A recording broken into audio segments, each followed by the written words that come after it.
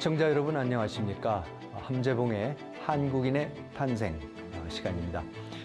지난 시간까지는 우리가 일본의 급격한 근대화를 배우고자 하는 개화파들이 어떻게 들어오게 됐고 뿌리 내리게 됐고, 그리고 개화파들의 개혁 노력이 왜 실패로 돌아갈 수밖에 없었는가, 그 부분을 살펴봤는데요. 실패로 돌아가는 그 갑신정변을 계기로 해서 기독교, 개신교가 조선에 이제 뿌리를 내리게 됩니다. 그러면서 어떻게 보면 일종의 바통타치 비슷하게 됩니다. 그러니까 개화파, 일본식 근대화의 모델을 따르던 세력이 몰락을 하게 되면서 미국식 근대화의 천병이라고 할 수 있는 개신교, 기독교가 들어오게 되는 그 또 새로운 역사의 장이 펼쳐집니다. 오늘은 그 드라마틱한 교체의 시간, 개화파에서 기독교파로 넘어가는 그 순간에 대해서 알아보는 시간을 갖도록 하겠습니다. 한국인의 탄생, 이제부터 시작하겠습니다.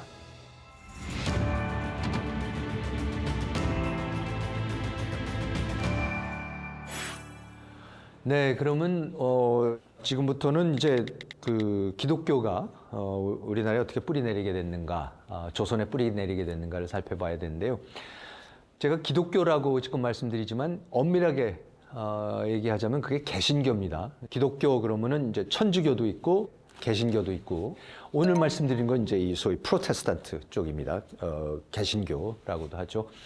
자, 이 기독교가 천주교와는 조선에 뿌리 내리는 과정이 너무나도 다릅니다. 천주교는 18세기 말부터 이순신이라는 사람이 북경에 가서 남천주교당에 가서 베드로로 영세를 받고서 와서 그때부터 이제 본격적으로 퍼지기 시작했고, 이제 그런 배경이 있어서 일찌감치 들어왔지만 그 대신 많은 박해를 받았죠. 신유 박해, 병인 박해, 그러면서 10,000명 이상이 이제 그 순교를 하고 이제 이런 상황이 벌어졌지만, 개신교, 프로테스탄트는 정말 너무나도 다른 상황에서 뿌리를 내리게 됩니다. 그래서 제가 이 주제를 다뤘던 한국 사람 만들기 3권의 첫 장은 제가 아예 제목을 정말 신의 한 수라고 붙였는데, 그야말로 신의 한 수라고 볼 수 없을 정도로 놀랍게, 어떻게 보면 자연스럽게, 그리고 빨리 들어오게 됐습니다. 근데 그 과정을 잠깐 좀 살펴보도록 하겠습니다. 이 조선이 1880년대부터 이제 급격하게 개국을 하기 시작하죠. 그러니까 그 이동인이라는 스님이 또 일본에 건너가서 배우기 시작하고 수신사를 만나가지고 들어와서 신사유람단을 보내고 이제 이런 일들이 급격하게 일어나게 있고, 또 1883년에는 미국이 루시우스 후트라는 공사를 조선에 이제 파견을 해서 처음으로 미국 공사가 조선에 와서, 한양에 와서 상주를 하게 되는 거고, 그때 우리는 이제 그 사람을 미국에 영주시킬 수는 없었으니까 그때 이제 보빙사를 보내죠. 그래서 보빙사로 민영익이 가게 되고, 민영익을 따라서 홍영식 이런 분들이 이제 미국을 따라갑니다. 따라갔다가 돌아와서 우리나라에도 근대화를 하려고 그러면 우체국이 필요하다. 그래서 미국에 가서 우체국 시설을 다 보고 왔던 홍영식이 주도를 해서 이제 우리나라의 최초의 우체국을 세우는 게, 그게 이제 우정국을 세우는 겁니다. 그래서 우정국을 세우는데, 자, 이때쯤 되면 무슨 일이 벌어지고 있었냐면은, 한쪽에서는 개화파 이런 사람들이 그 일본이 메이지 유신을 통해서 급격하게 근대화하는 모습을 우리도 배우자.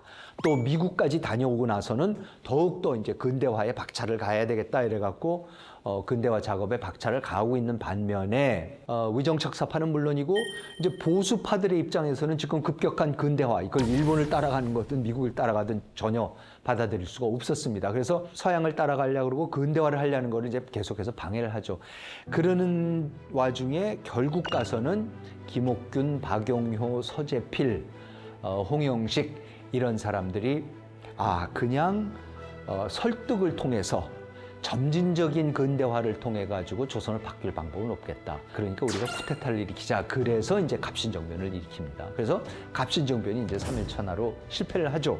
자, 거기까지 우리가 살펴봤는데, 근데 이 갑신정변이라는 것이 일어나는 날이 개화파 입장에서는 거사가 실패로 돌아가고 어떻게 보면은 그 일본식 근대화를 할 수 있는 계기가 완전히 사라지는 것 같이 돼버렸지만 정말 제가 신의 한 수라고 말씀을 드렸던 이유가 뭐냐면은 바로 그 갑신정변이 일어난 날이 개신교, 기독교가 조선에 뿌리를 내리게 되는 결정적인 날이 또 되기도 합니다.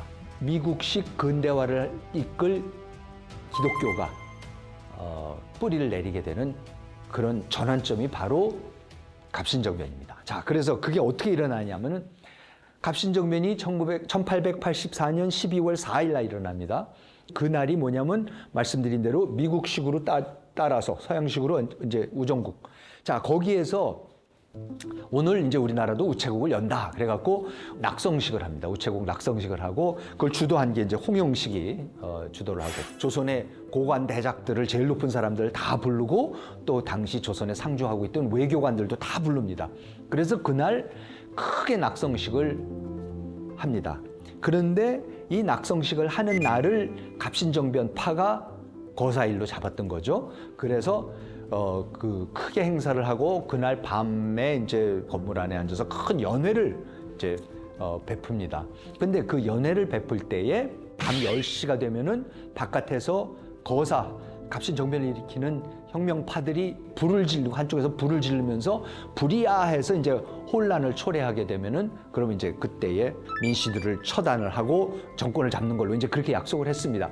그래서 그날 모여든 사람이 우정국 총판 홍영식, 김옥균, 김홍집, 박용효, 서광범, 윤치호는 통역관으로 가 있었고 멜렌도르프, 후트공사, 그리고 후트공사의 비서관 스카더, 영국 총영사 에스턴, 청국 총판 조선상무, 그러니까 청나라의 최고 그 외교관이죠. 진수당, 그의 대리인 담갱요, 일본 공사관 서기관 시마무라 히사시 등 다 모입니다. 딱 이때 안 왔던 사람이 누구냐면 일본 공사 다케조에죠. 다케조에는 왜 그랬냐면 바로 그날 아침에 조선에서 이러이러한 일이 있을 겁니다 하고 본부에다가 전보를 쳤더니 본국에서 특히 이토 히로부미 이런 사람들이 절대로 안 된다. 너는 절대로 이런 조선의 내정에 간섭하면 안 된다. 그래서 김옥균을 도와서 거사를 하기로 다 했었는데 이날 이제 자기는 못 가는 거죠. 그 본국에서 명령까지 있었으니까. 아무튼 나머지 사람들은 당시에 이제 외교관들은 다 이제 모였었습니다. 자, 그래서 밤 10시쯤 되니까 이제 밖에서 불이 나면서 이제 난리가 나기 시작했습니다. 그때에 그 자리에 있었던 후트공사가 나중에 보고서에 쓴 내용이 있습니다. 만찬이 끝날 때쯤 누가 불이 났다고 소리치자 거의 모든 참석자들이 테이블에서 일어나 불을 보기 위해서 밖으로 나가거나 창가로 갔습니다. 불은 상당히 가까운 곳에서 일어난 듯 했습니다. 저는 긴급한 상황이 아닌 듯하여 김홍집을 비롯한 다른 참석자들과 다시 테이블로 돌아갔습니다. 바로 그때 민영익이 다시 만찬장으로 되돌아왔습니다. 왜 그러냐면 불이야 그랬을 때 사람들이 웅성웅성하니까 민영익이 다른 사람들고 가만히 있어라, 내가 나가보겠다고 밖으로 나갔었던 겁니다. 그런데 조금 있다가 지금 후트공사 말대로 민영익이 다시 만찬장에 들어왔는데 그는 일곱 여덟 곳에 끔찍한 상처를 입고 흐르는 피로 얼굴과 옷이 범벅이 되어 있었습니다. 모두가 혼비백산했습니다. 조선의 관리들은 모두 관복을 벗어던지면서 정원으로 나갔지만 그곳은 이미 군인들과 하인들로 차 있었습니다. 그 순간 총송이 울리자 모두 뒷담을 넘어 도망쳐 버렸습니다. 민영이 들어왔을 때 저는 그를 멜렌도프의 도움으로 편한 자세에 앉혔습니다. 그러니까 다 도망갔습니다. 다 도망가고 서양 사람, 독일 사람 멜렌도르프하고 미국 공사 후트공사만 남아서 그 민영익을 이제 지혈을 하면서 편한 자세에 앉혀놓고서 이제 지혈을 하면서 그때 멜렌도르프가 빨리 자기의 가마를 불러오라고, 그때 당시 이제 조선에서 그 해관 총관을 하고 있었으니까 관리였었습니다. 외교부 참판도 하고 있었고, 그래서 자기 가마랑 경비용들 불러라고 하고 있었고, 동시에 후트공사는 그때 누구한테 연락을 하냐면은 호러스 알렌이라는 의사한테 연락을 하는 장면이 나옵니다. 미국인 의사인 알렌 박사를 부르도록 하였고 멜렌도르프에게 부상당한 민영익을 맡기고 스커더 씨와 통역을 데리고 공사관으로 돌아왔습니다. 스커더 씨라는 게 자기 비서고 통역이라는 게 윤치호입니다. 지금 이 순간 암살 시도가 개인적인 원한 때문이었는지 아니면 정치적인 목적이 있었는지 정확하게 알기 어렵습니다. 각종 유언비어가 난무하고 있습니다. 그러니까 이때까지만 해도 이 갑신정변이 뭔지를 잘 모르는 거죠, 아무도. 그러면서 가장 최근의 유언비어는 이 사태가 민영익이 미국으로부터 돌아온 후 추진한 개혁들에 격분한 남부의 한 도의 유생들이 저질렀다고 합니다. 그러니까 우정척사파가 민영익이 미국 갔다 와서 너무 많은 걸 보고 서양식으로 하려고 그러는 거를 반대딴 식으로 이제 그렇게 해석을 하는 거죠. 유언비어가 그렇게 도는 거죠. 내용상으로는 사실은 미국에서 보고 온 대로 홍용식이 하려는 걸 같이 가서 보고 온 민영익이 반대를 하니까 민영익을 처단을 하려고 사실 정변을 일으켰던 겁니다만요. 그래서 후트는 저는 며칠이 지나면 보다 확실한 정보를 드릴 수 있을 것입니다. 라고 이제 보고서를 마칩니다. 자, 그러면 후트 말대로 자기 비서관 스커더를 알렌한테, 호레스 알렌한테 보냅니다. 자, 그럼 이제 호레스 알렌이 일기를 썼습니다. 그날 밤 일기가 있습니다. 1884년 12월 4일 밤 일기가 이렇게 나옵니다. 나는 저녁 때 외국인 환자를 보고 밤 9시경에 집에 도착했다. 달빛 밝은 밤이었고 사람이 없는 길거리는 너무 조용하고 그림 같아서 페니와 함께, 자기 부인입니다. 페니와 함께 달이 지기 전에 한번 이 아름다운 도시를 산책하자고 얘기했다. 우리는 10시 30분경에 잠자리에 들었지만 침대에 눕기 무섭게 많은 사람들이 고함치는 소리가 들렸다. 우리 대문을 부서져라 두들기면서 외국인이 계속해서 내 이름을 불렀다. 응접실로 나가자 거기에는 미국 공사의 비서인 스카더 씨가 있었다. 그는 나에게 멜렌도르프가 보낸 쪽지를 건넸다. 사람이 죽어가고 있으니 급히 와달라는 내용이었다. 스카더는 조선 주재 외교 사절들이 통리교섭 통상사무하문 주최 만찬, 통리교섭 통상사무하문이라는 게 이제 외교부죠. 주최 만찬에 참석 중 화재가 발생하였던 소리에 조선의 실권자이며 중전 민비의 조카인 민영익이 사태를 파악하려고 밖으로 뛰어나갔다가 괴한의 칼에 맞아 쓰러졌다고 설명했다.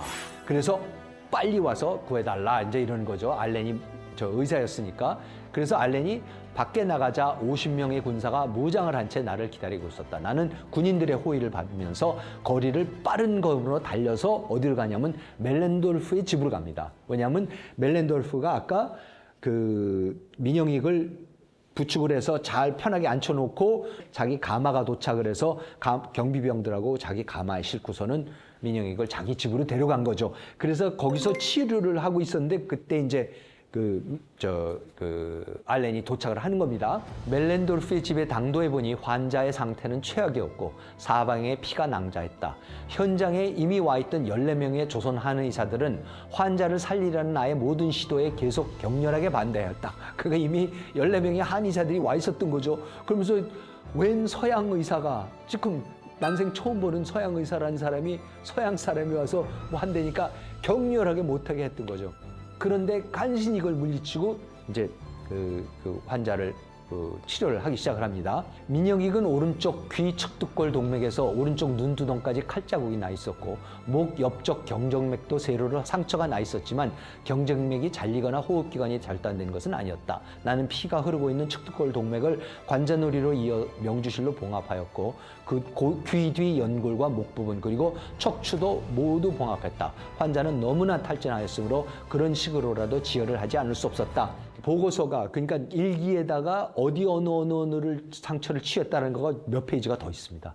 의사니까 굉장히 자세하게 했었고 분명했던 사실은 뭐냐면은 이 상투가 완전히 잘려 나갔어요. 상투 밑에 있던 이 표피까지 피부까지 해서 이렇게 상투가 머리카락 때문에 떨어지지 않고 늘어져 있었다는 겁니다. 그러면서 머리를 둔기로 맞았고 칼로도 맞았는데 다행히 고개를 숙이는 바람에 민영이 그 순간에 그래서 상투만 잘려 나갔던 것뿐이고 그래도 목숨은 건졌다라는 겁니다.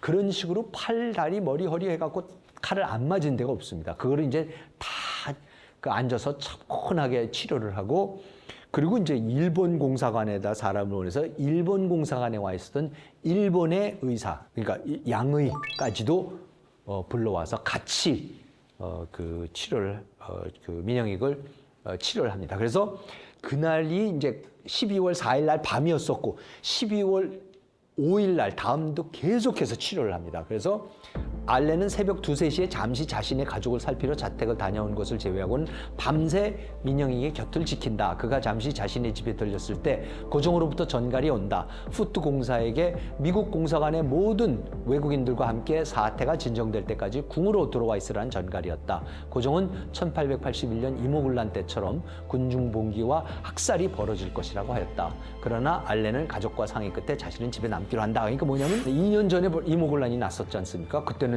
이모군란이 나고 결국은 그 대원군이 들어와서 고종을 쫓겨내고 민비는 피신을 가고 난리가 났었지 않습니까? 또 그런 일이 일어난 줄 알고 빨리 민영이를 궁으로 데려오라 그러고 했는데 알렌은 자기도 들어오라는 거를 안 들어오겠고 나는 내 자리를 지켜야 되겠다 이제 그럽니다. 그래서 계속해서 난리가 바깥에 납니다. 그래서 12월 7일이 되면은 바깥에서 총성, 전투하는 소리가 들리기 시작하고 그리고 이제 알렌은 급하니까 일본 공사관에 경비병을 파견해달라 그래서 일본 경비병들이 알렌 집 앞에 와서 있었고 그때에 성난 폭도들이 일본 사람들이 또 이 짓을 했다 그러면서 일본 공사관을 가서 공격을 하기 시작합니다. 그래서 일본 공사관이 불을 타고 일본 공사관에서 일본 공사 하나부사가 후퇴를 하면서 총격전을 벌이는 청군하고 조선군하고 총격전을 벌이는 소리가 바깥에서 계속해서 나고 그러니까 알렌도 어디서 장총을 하나 빌려와갖고 이제 그러고 집을 지키고 그러면서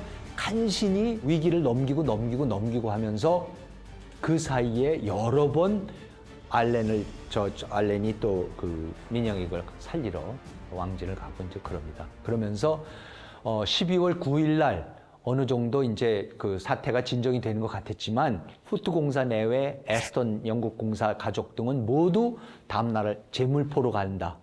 서울에 도저히 못 있겠다.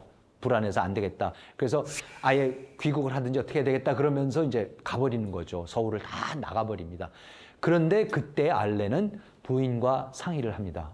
여보 우리도 갈까 말까? 근데 결국 남기로 합니다.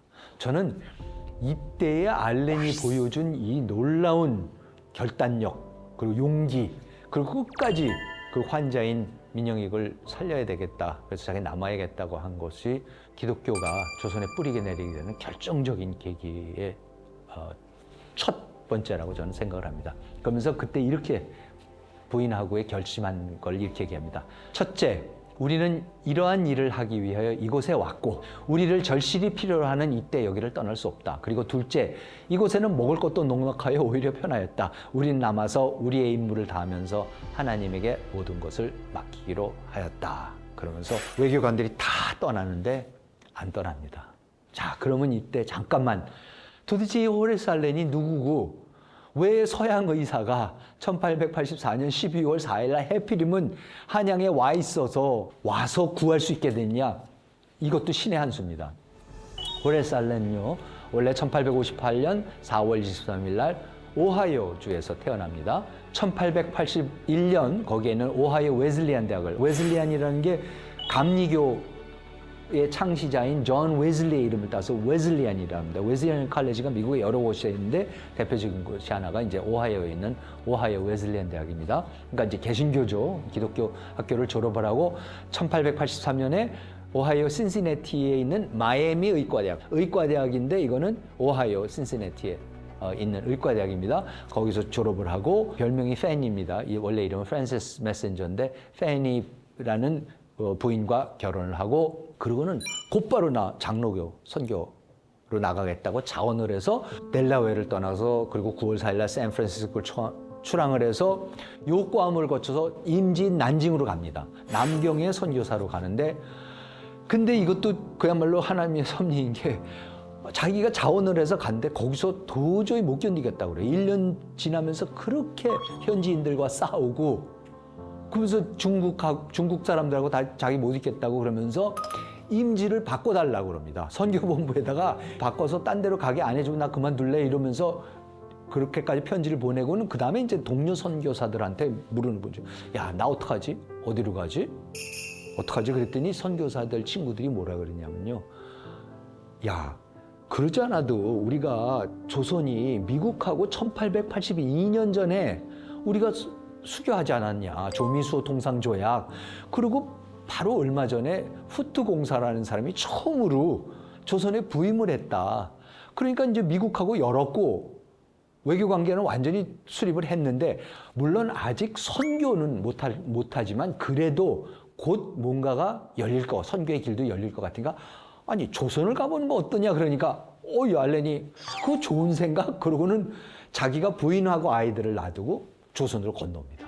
조선에 오는 직항이 없으니까 나가사키로 가서 나가사키에서 부산으로 해서 부산에서 제물포로 해서 제물포에서 나귀를 타고 5시간을 걸려갖고 마포로 갔다가 이제 그래갖고는 한양에 들어옵니다. 그래서 그때 후트공사도 만나고 멜렌도르프도 만나고 그러면서 그 자리에서 집을 사고 그리고는 다시 남경으로 돌아가서 부인을 데리고 그러고 조선에 옵니다. 그래서 언제 가족까지 데리고 한양에 정착을 하느냐면은 1884년 10월 26일입니다.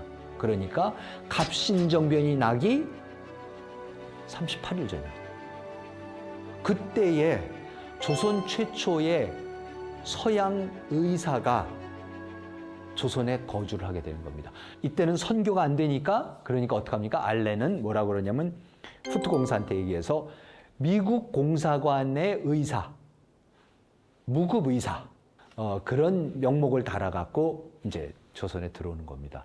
그래서 정변이 나기 38일 전에 조선에 정착을 했습니다. 그러니까 최초의 서양 의사가 오니까 후트공사 내외는 물론이고 멜렌도르프도 있고 뭐 모든 사람들이 너무나도 좋았던 거죠. 그러니까는 알렌이 모든 사람의 주치의가 돼 있었던 상황이고 그래서 갑신정변이 일어나서 민영이 칼을 맞고 쓰러져 있는 상황을 보고서는 후트나 멜렌도르프나 알렌을 불러야겠구나. 한 달 전에 도착한 알렌이 있으니까 그래서 그 알렌을 불러오는 겁니다.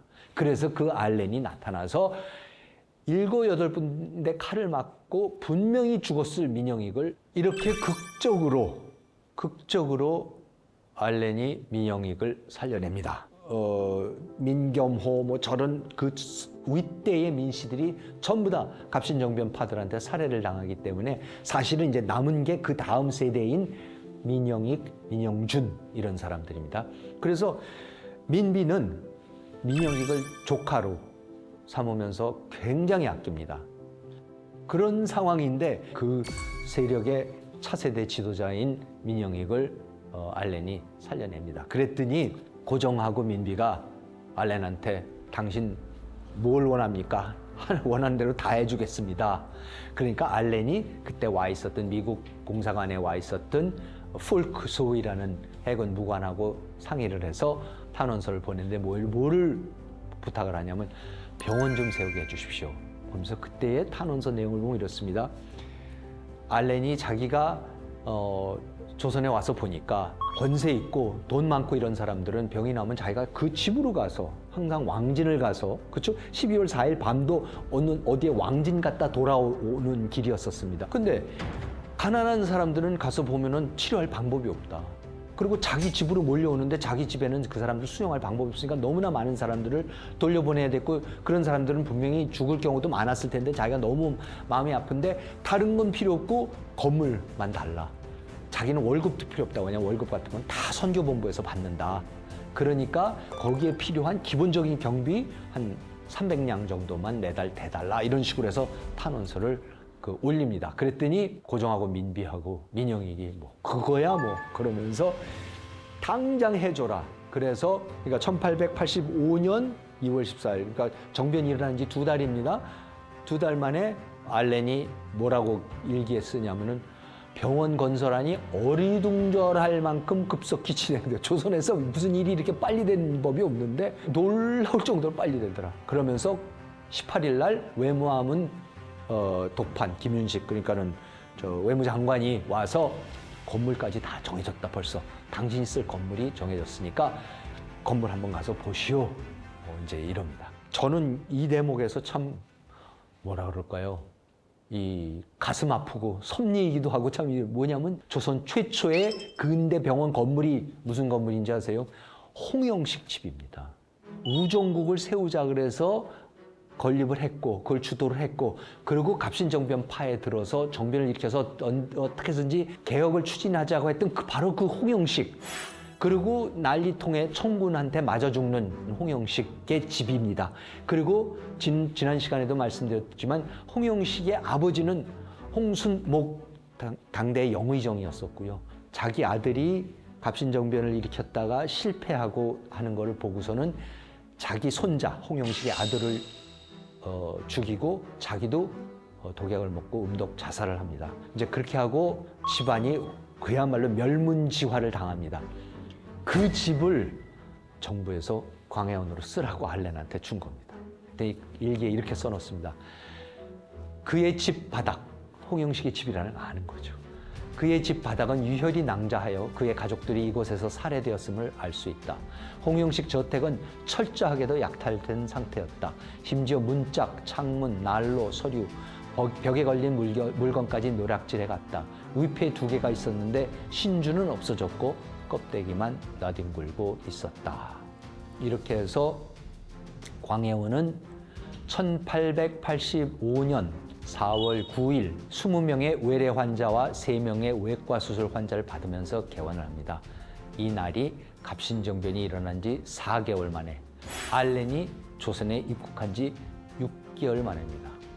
여기 사진 하나 보시면은 맨 오른쪽에 수염난 모자 쓰고 있는 게 알렌이고요. 그 가운데가 이제 페니, 부인 페니고, 맨 왼쪽이 스커더, 민영이 칼에 맞았다라는 쪽지를 들고 알렌한테 왔었던 그 스커더로 그렇게 추정이 되고 있습니다. 그러니까 아까 모두에도 말씀드렸지만 천주교는 그 엄청난 박해를 수십 년 동안 받으면서 간신히 뿌리를 내리는데, 이 개신교는 저런 놀라운 일이 벌어지면서 너무나도 쉽게 빨리 첫 선교사가 선교사라고 하지도 못하고 들어온 지 6개월 만에 병원을, 정부가 지원하는 국립병원을 세우게 됩니다. 서양병원을 세우게 됩니다. 자, 그런데 그 병원을 세워서 여는 날이 1885년 4월 9일 날 여는데요. 그 당시에 알렌만 있었던 게 아닙니다.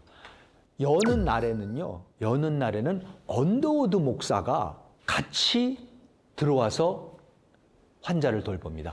언더우드는요 4월 6일 날 조선에 들어옵니다.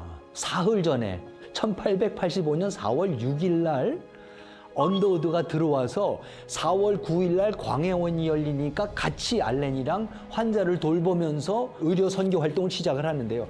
그러니까 도대체 그러면 언더우드는 어떻게 또 4월 6일 날 들어오게 됐는가? 이거는 또 기가 막힌 얘기입니다. 민영에게 칼을 맞고 알렌이 살려주고 6개월 만에 병원이 열렸는데 알렌만 있는 게 아니라 사흘 전에 들어온 언더우드까지 합세를 하고, 조금 있다가 스크랜턴이 들어오고, 조금 있다가 아펜셀러가 들어왔고, 감리교도들도 들어와서 감리교회도 들어와서 선교 활동을 동시다발적으로 시작할 수 있게 됩니다. 박해는커녕 조선 정부의 환영을 받으면서 이런 일이 벌어집니다. 자, 그러면 언더우드는 도대체 어떻게 이때에 사흘 전에 또 입국하게 되는가? 언더우드도 그렇고 아펜셀러, 스크랜턴 이런 사람들이 또 거의 동시다발적으로 광해원과 함께 선교를 시작할 수 있게 된 계기도 민영익 때문에 사실은 일어나는 계기가 있는데, 그 얘기를 또 다시 드려야겠습니다.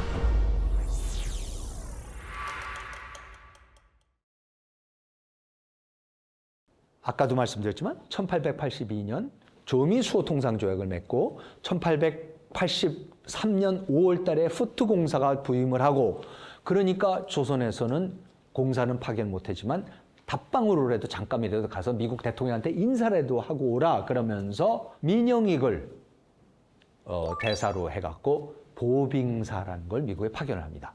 그러면서 1883년 6월 5일 날 자, 보빙사를 파견하겠다 그러면서 이제 얘기를 합니다. 전교하기를 고종이 미국 공사가 국서를 가져와서 우호 관계가 이미 도타워졌으니 마땅히 답방이 있어야 할 것이다. 협판교섭통상사무 민영익은 전권 대신으로, 협판교섭통상사무 홍영식은 부대신으로 임명하여 떠나게 하라. 그래서 이 사진을 보시면은 가운데 정중앙에 앉아 있는, 그러니까 오른쪽에서 세 번째가 민영익이고, 그 다음에 그 옆에 오른쪽에서 네 번째죠. 왼쪽에서는 세 번째가 그게 홍영식입니다. 자, 이렇게 해서 이 사람들을 지금 미국의 보빙사로 답방으로 이제 보내기로 하는 겁니다. 그래서 이때 서기관의 서광범, 그 외에 변수, 유길준, 고영철, 현광택, 최돈민, 그리고 중국인 통영 1명 등이 수행을 하게 됩니다. 이 사람들이 1883년 7월 16일 제물포를 출항해서 나가사키를 거쳐서 요코하마로 갑니다. 그런데 요코하마에 가서 지금 보시면은 그 서양 사람 로웰이 앉아 있습니다. 그럼 이 로웰이 누구냐 하면요. 이 로웰이 또 대단한 사람이었습니다. 이 사람이 왜 이 사람을 구했냐면은, 그러니까 미국에 갈 텐데 미국에 가면 뭔가 미국 영어를 제대로 하는 미국 사람이 통역이 필요할 거다. 그래서 이제 찾다 보니까는 사실은 조선말을 잘하는 미국 사람을 찾을 방법은 없었는데, 마침 그때 로웰이라는 젊은 청년이, 로웰 집안이라는 것은 진짜 그 보스턴의 유명한 귀족, 뭐 공식적인 귀족은 없지만 아주 지체 높은 유명한 집안인데, 이 로웰이, 퍼시펄 로웰이 하버드 대학을 졸업하고는 학교를 마치면은 뭐 유럽 대륙 여행을 1년씩 다니고 그러지 않습니까? 그런 식으로 이제 여행을 가야 되는데, 로웰은 유럽으로 가지 않고 막 열리기 시작했던 아시아로 가겠다 해서 일본에 와 있었습니다. 그래서 일본에서 도쿄에서 이제 이거저거 구경 다니고 일본말 배우고 이제 이러고 있었는데, 그때 이제 보빙사가 미국 가는 길에 도착을 하니까 미국 공사관에서 수소문 끝에 로웰을 찾아서 로웰한테 가서, 혹시 자네 조선이란 나라에서 최초의 사절단이 미국으로 가는데 가서 좀 통역을 도울 생각 없겠어? 그러니까 로웰이 내가 하겠다고 그럽니다. 그래서 로웰이 합류를 하게 됩니다. 자, 그럼 로웰이 어떤 사람이냐 하면요. 지금 하버드에 가시면은 로웰 렉처홀이라는 게 있고, 하버드 대학교의 상징처럼 되어 있는 건물이 로웰 하우스입니다. 이 하얀 첨탑이 있고 빨간 벽돌로 되어 있고 제일 유명한 기숙사 건물이고 하버드를 상징하는 건물인데요. 그것도 로웰 하우스입니다. 그러니까 왜 로웰이냐면 바로 이 퍼시펄 로웰의 그 집안인데, 로웰의 동생이 에버트 로렌스 로웰이라고 하버드 대학교의 역대 가장 유명한 총장입니다. 하버드 대학을 우리가 알고 있는 근대식 대학으로 만든 바로 지금 이 퍼시펄 로웰의 동생이고요. 또 여동생은 에이미 로웰이라고 해서 미국의 개관 시인이었고, 하여튼 굉장한 집안이었습니다. 그리고 본인은요, 로웰은 또 유명한 게 뭐냐면요. 이때 보빙사의 통역으로 미국에 이제 가서 특히 이제 동북부를 다 구경을 시켜주고, 자기가 고향이 거기니까, 그리고 그때 따라갔던 유길준을 거기 학교에 거버너 더머 아카데미라는 학교에다 유학을 시켜주죠. 그것도 다 로웰이 하는 겁니다. 그러고 나서는 나중에 보빙사가 돌아올 때에 고종이 로웰한테 너무 고맙다고 로웰을 조선으로 초청을 합니다. 그래서 로웰이 1884년에 조선에 와서 그때의 사진기를 갖고 와서 여러 장의 사진들을 찍습니다. 우리가 알고 있는 고종의, 지금 보시는 이 고종의 유명한 사진도 그것들 로웰이 찍은 거고, 조선의 이 집안 그 가정 문화 같은 거를 보기 위해서 여기저기서 사진 찍고, 사람들이 시장에 모여 있는 것도 찍고, 그리고 이것들을 다 모아서 미국에 가서 책을 출판을 했는데, 조선, 그리고 부제가 뭔지 아세요? The Land of Morning Calm, 고요한 아침의 나라라고 했습니다. 여러분, 고요한 아침의 나라라는 그 호칭이 바로 이 퍼시펄 로웰이 지어준 겁니다. 아무튼 자, 이 로웰이 데리고 이제 미국에를 갑니다. 미국에 가서 뭐 샌프란시스코에 도착을 해서 육군사관학교장과 국방장관을 역임했던 뭐 스코필드 장군의 영접을 받고, 그 다음에 샌프란시스코 갔다 기차편으로 시카고를 가서 시카고에서 또 만국 박람회를 다 보고, 그러고는 시카고에서 또 기차를 타고 워싱턴으로 갔다가 뉴욕에 가서 미국 대통령 아서 대통령도 만나고 이제 이런 걸 다 합니다. 자, 그런데 제가 말씀드리고 싶었던 거는 뭐냐면, 이때의 시카고에서 워싱턴으로 가는 기차에서, 그렇죠? 민영익 일행이 그 기차에서 누구를 만나는지 아세요? 그 기차에서 만나는 사람이 가우처 박사라는 사람을 만납니다. 가우처 박사라는 사람이 누구냐면은 미국의 감리교의 인도와 일본 선교를 주도했던 분이에요. 일본에 가시면 도쿄에 가면 아오야마 가쿠인 대학교라고 있습니다. 그 아오야마 가쿠인 대학 설립에 결정적인 역할을 하는 사람입니다. 동양 선교에 그렇게 관심이 많았던 미국 감리교의 아주 최고 지도자였었어요. 근데 이분이 해필이면 시카고에서 워싱턴 가는 기차에 타고 있었습니다. 그러면서 민영익 일행을 보고서는 가서 말을 걸어요. 그래서 당신들 누구냐, 뭐 어쩌고저쩌고 얘기를 하다 보니까, 뭐 코리아에서 왔고 어쩌고저쩌고 얘기를 하니까 자기 집으로도 초청도 하지만 이 사람이 집에 도착하자마자 어떡한지 아세요? 선교본부에 당장 편지를 쓰면서 내가 오늘 이러한 조선의 사절단을 기차에서 만났는데 분명히 조선이 열린다. 빨리 조선 선교 시작해라. 내가 2,500불 주겠다. 그 돈을 낼 테니까 당신 선교에서 당장 조선 선교를 시작하라 그럽니다. 그러면서 동시에 아오야마 가쿠인 대학교, 자기가 설립하는 데 일조했던 그 아오야마 가쿠인 대학교의 총장으로 가 있는 맥클레이 목사라는 사람한테도 편지를 써서 총 5,000불을 만들어서 당신한테 보낼 테니까 당신 빨리 조선 선교를 시작해 보십시오 그럽니다. 자, 그럼 이 맥클레이 목사가 누구냐면요. 이 양반은 중국 선교를 수십 년을 했다가 일본 선교를 하는 사람인데 가우초 박사의 편지를 딱 받는 순간에 이렇게 일기에 닿습니다. 가우초 박사의 편지는 내가 오랫동안 꿈꾸었던 일을 성취할 수 있는 길을 열어주었다. 그리고 조선 선교를 시작하는데 내가 할 수 있는 모든 것을 하라는 하나님의 뜻임을 알 수 있었다. 그런데요, 내가 오랫동안 꿈꾸었던 일이 뭔지 아세요? 1847년, 그로부터 그러니까 37년 전에 천진에서 중국 선교를 맥클레이 목사가 하고 있을 때였습니다. 그때에 길을 가다가 난파한 조선 배의 선원들이 중국 관리들한테 이끌려서 어디로 가는 거를 자기가 목격을 했어요. 그래서 저 사람들 누구야 그랬더니 누가 설명을 해줬겠죠. 아, 지금 조선 사람들이다 그랬더니 꼬레안이라 그랬더니 그때 일기 이렇게 씁니다.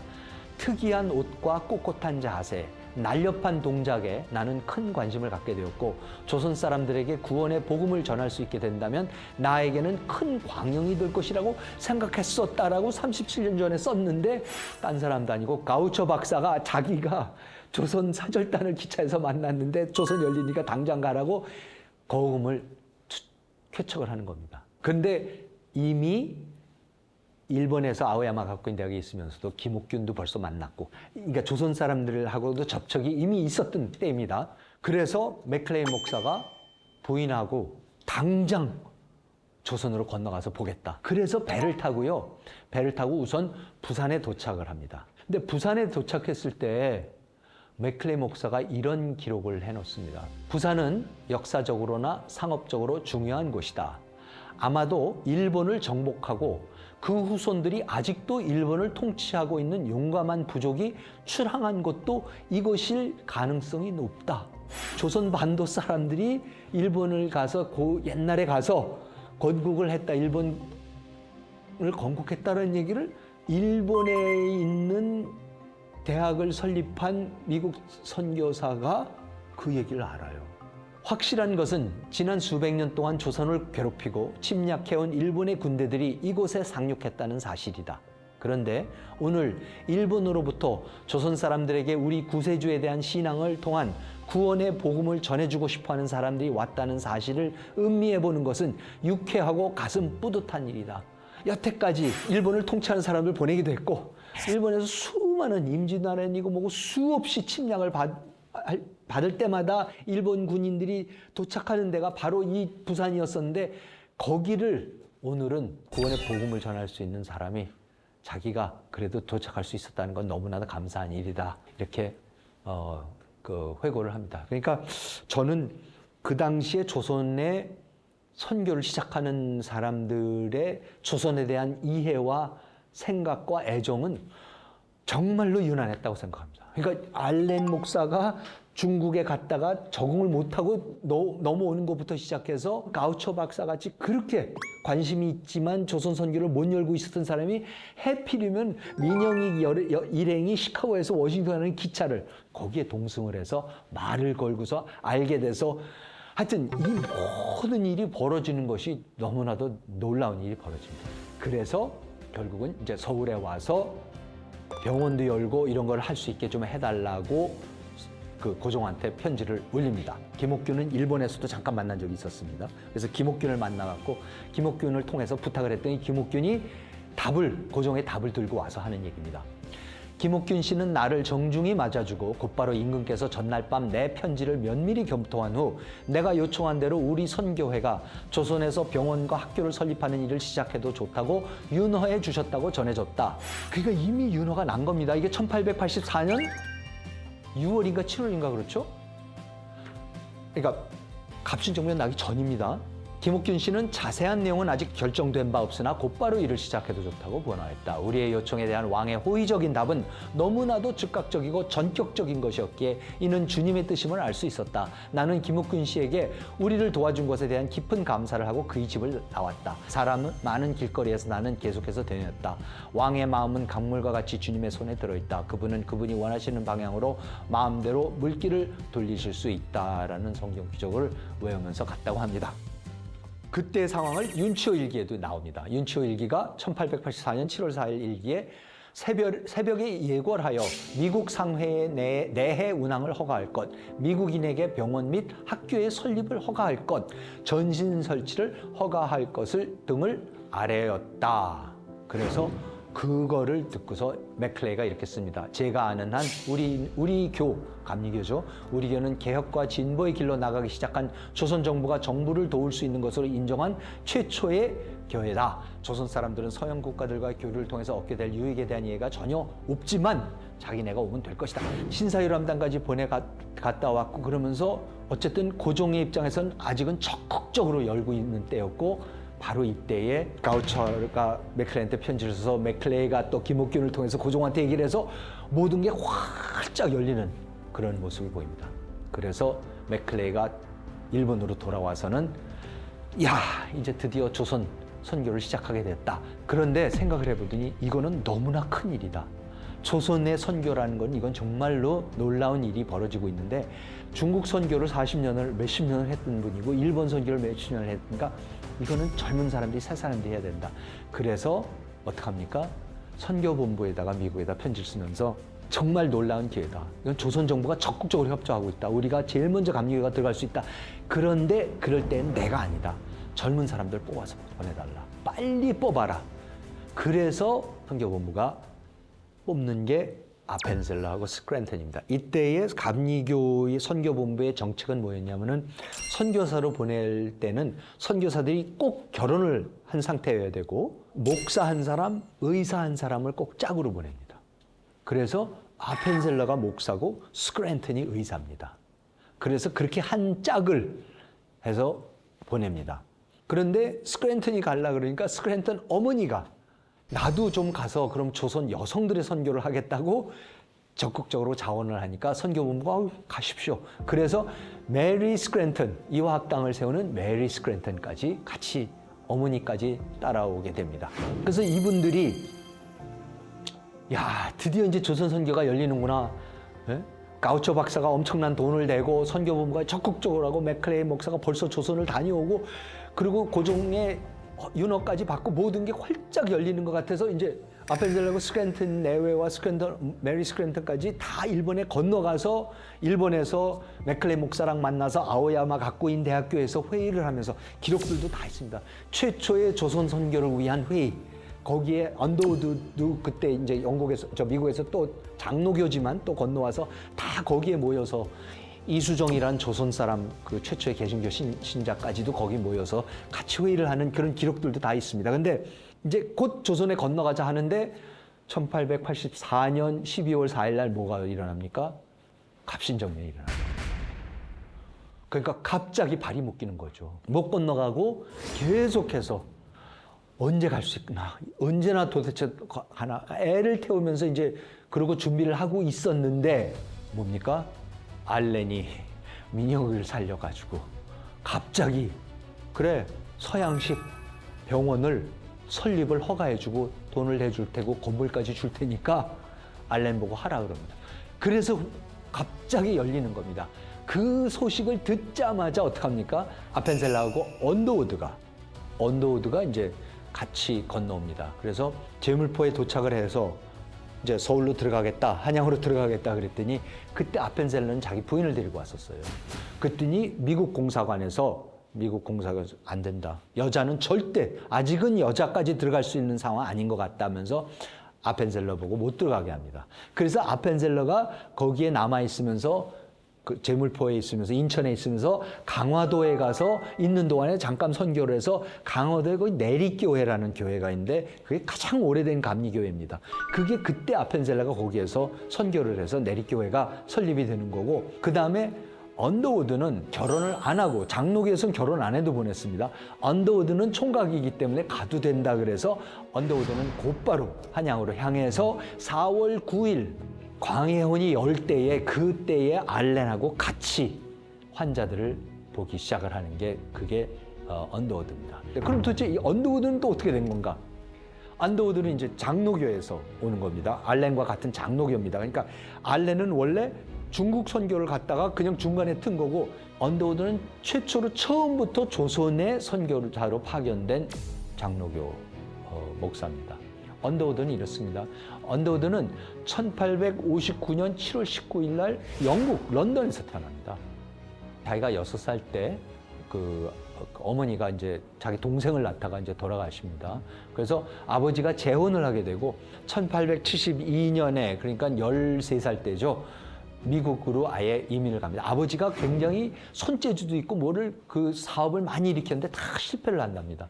다 실패를 해서 결국 너무 어렵게 돼서 뉴욕으로 건너가서 뉴욕에서 언더우드가 자라면서 81년에 뉴욕 대학을 졸업하고 뉴저지에 있는 뉴브런즈윅 신학교, 뉴브런즈윅 신학교라는 네덜란드 개혁교회, 역시 같은 칼뱅 장로교랑 같은 칼뱅 계통의 그 칼뱅주의 계통의 그 신학교인데 유명한 신학교에서 신학교를 졸업하고 뉴욕 대학에서 석사학위를 받고 1884년 11월 달에 뉴브런즈윅 장로교에서 목사 안수를 받습니다. 그리고 본인은 자기는 인도로 선교를 가겠다 그래서 선교본부에다 신청을 해놓습니다. 그래서 거기서 목사 안수를 받고 여기저기서 이제 일을 하면서 언제든지 선교본부에서 인도로 가라 그러면 자기가 인도로 갈 준비를 하고 있었습니다. 그랬는데 그럼 어떻게 언더우드가 또 조선으로 오게 된 거예요? 이것도 감동적인 얘기입니다. 언더우드가요, 그때 이제 아직 본격적인 직장을 얻고 이제 다니고 있다가 어느 날 어디 가서 강연을 듣습니다. 근데 그 강연을 듣는데 해필이면은 그 강연을 온 선교사가 일본에 있는 선교사였는데 야, 조선이 지금 열리고 있는데 조선에 도대체 아무도 선교사를 우리가 못 보내고 있으니까 이거 큰일이다. 빨리 누군가 자원을 해서 조선의 선교사로 좀 갔으면 정말 좋겠다. 이런 놀라운 기회가 없다라는 강연을 했답니다. 그 강연을 듣고 처음으로 조선이라는 나라가 있구나. 그럼 내가 거기로 가야지 하는 생각을 했답니다. 그래서 그 당시의 얘기를 이렇게 지금 언더우드가 기록을 하고 있습니다. 지금 동경 메이지 가쿠인에 있는 알버트 올트만 박사는 그때 학생 시절이었는데 1882년, 1883년 겨울에 학기에 뉴브런즈윅에서 선교 지원자들을 모아놓고 최근 서양 각국과 조약을 맺고 개국하기에 이른 은사의 나라, 그러니까 허밋 킹덤, 닫혀있는 은자의 나라에 관하여 미리부터 준비하여 뒀던 글 한 편을 읽어주었다. 복음을 받지 못한 1200~300만 명에 대한 간단한 이야기. 당시 조선의 인구가 1200~300명으로 추산되고 있었습니다. 즉 문호 개방을 위하여 교회가 기도하고 있었던 이야기와 1882년 슈펠트 제독의 조약 체결을 계기로 하여 문호가 개방되었으나 교회 측이 무관심하여서 1년여를 그저 보냈다는 이야기와 연사는 흥분되어 이 사업에 착수하려고 거기 갈 사람들을 찾기로 결심하였다고 하였다. 나로서는 그때 인도에 소명이 있는 줄로 믿었기 때문에 그리 갈 생각으로 몇 가지를 특별히 준비해 놓고 1년간 의학 공부를 했다. 그러니까 의학 공부를 하고 있었던 겁니다. 그러니까 나중에 조선에 갔을 때에 알렌을 도와서 광해원에서 일을 할 수 있었던 게 이때 사실은 인도로 갈 준비를 하면서 의학 공부를 하고 있었기 때문입니다. 그런데 조선에 가겠다는 사람도 쉬이 나타날 것이라고 생각하였다. 나는 남에게 조선에 헌신하는 선교사가 되라고 권하기로 하면서 이럭저럭 1년이 지났다. 자기는 갈 생각이 없었고 남한테 권했다는 거죠. 그래도 누구 한 사람 선뜻 나서는 사람이 아직 없었고 어느 교회도 손댈 눈치가 보이지 않았으며 교회를 대표하여 외국 선교 사업에 종사하는 지도자들까지도 역시 조선에 들어가는 것은 시기상조라고 기사를 쓰고 있었다. 바로 이때에 나에게 메시지가 왔다. 너는 왜 못 가느냐? 라는 음성이 들렸다는 겁니다. 그러나 인도의 요구, 이 땅에 대하여 가지고 있다고 느끼던 나의 소명, 어느 정도의 준비, 이 모든 것들이 희미하게 떠올라 나의 갈 길을 막는 것만 같았다. 조선에 가는 문이 다 닫혀 있는 것만 같았고 처음에는 어느 정도라도 연다는 것은 불가능한 것 같이 보였다. 2차례나 나는 모 교회에 간청하였으나 기금 부족으로 어쩔 도리가 없었다. 그러니까 결국은 왜 너는 못 가느냐? 너는 굳이 인도로 갈 게 뭐가 있냐라고 하늘로부터 목소리를 들었다는 거예요. 그래서 그럼 자기가 알겠습니다. 그러고 이제 자기가 선교본부에 갔더니 안 돼. 돈도 없어. 지금 못 보내 이런답니다. 또 나는 장로교 본부에도 2차례나 간청하였으나 쓸데없는 일만 생각한다는 말만 들을 뿐이었다. 조선으로 가는 문은 굳게 닫혀 있었고 본국에 머물러 있거나 원래대로 인도로 가는 문들만이 열려 있는 것 같았다. 나는 이렇게 머뭇거리다가 종래에는 뉴욕의 한 교회에 초빙을 수락하는 편지를 쓰고 말았다. 그러니까 인도로 가거나 그럼 그냥 목사로 뉴욕에서 활동하는 둘 중에 하나였는데 결국은 아마 어느 뉴욕에 있는 교회에서 좋은 조건으로 목사님을 청빙합니다라는 편지를 온 것 같습니다. 그래서 이게 하나님의 뜻인가 보다 하고는 그 편지를 받고 그럼 수락합니다 하고 편지를 씁니다. 그 편지를 보내려고 우체통을 여는 순간에 또 상황이 벌어집니다. 편지를 봉하고 막 우체통에 집어넣으려던 찰나에 조선에 갈 사람 없느냐, 조선은 어찌할 터이냐 하는 소리가 쟁쟁하게 들려오는 것만 같았다. 나는 손에 쥐었던 편지를 도로 호주머니에 집어넣고 조선에 가는 노력을 다른 방면으로 하기로 작정하고 센터 스트리트 23번지의 장로교 본부 사무실을 향해서 또 한 번 발길을 옮겼다. 때마침 안면이 있던 총무는 외출하여 없고 초면인 사람을 만나게 되었다. 그때까지 절대 안 된다. 돈도 없다. 갈 상황이 아니다라고 했던 총무는 마침 그 자리에 없었고 전혀 딴 사람이 그 자리에 있었다는 거예요. 잠깐 어딜 나가서 원래 사람이. 그게 누구냐면 일본하고 조선 선교의 그야말로 중추적인 역할을 하게 되는 엘린 우드 박사였습니다. 엘린 우드 박사라는 사람이 임시로 잠깐 와 있었던 거죠. 그는 자기도 조선 선교에 대하여 관심을 가지고 있다는 말을 하였다. 며칠 후에 그에게서 기별을 받았는데 다음 본부 회의 때에는 내가 임명될 것이라는 것입니다. 이렇게 해서 언더우드도 임명이 됩니다. 그래서 전혀 딴 데로 갈 생각을 했었고 다른 교회 목사로 청빙을 받아서 가기로 해서 편지를 우체통에 넣는 순간까지 가겠다는 답신을 넣는 순간까지 갔는데도 그때 또 목소리가 들려서 다시 발길을 돌려서 했는데 조선에 오게 되는 겁니다. 이렇게 해서 언더우드 목사도 조선에 도착을 하는 거고 아까 말씀드렸듯이 해필이면 1885년 4월 6일 부활절 날 제물포에 도착을 해서 곧바로 들어가서 한양으로 들어가서 4월 9일 알렌이 광야문을 열 때에 그날 같이 광야문을 열면서 의료 선교를 시작하게 됩니다. 이렇게 해서 조선의 선교가 시작하게 됩니다. 신의 한 수라고 우리가 부를 수밖에 없을 정도로 우연이라고만 생각하기 힘든 그런 과정을 거쳐서 개신교가 기독교가 조선에 뿌리를 내리게 됩니다. 특히 감리교와 장로교의 뿌리를 내리게 되는 호레스 알렌, 그다음에 언더우드 목사, 스크랜턴, 아펜젤러 이런 분들이 어떤 계기를 통해서 조선에 들어오게 되는가를 우리가 살펴보고 아무튼 이런 과정을 통해서 이분들이 뿌리를 그 조선에 안정적으로 정착을 하게 되는 거고 그래서 다음 시간에는 자 그러면 이분들이 와서 구체적으로 어떤 활동들을 어떻게 해왔길래 그리고 그걸 통해서 조선이 과연 어떻게 내부로부터 밑으로부터 깊이 있게 변해가는가 하는 부분을 살펴보도록 하겠습니다.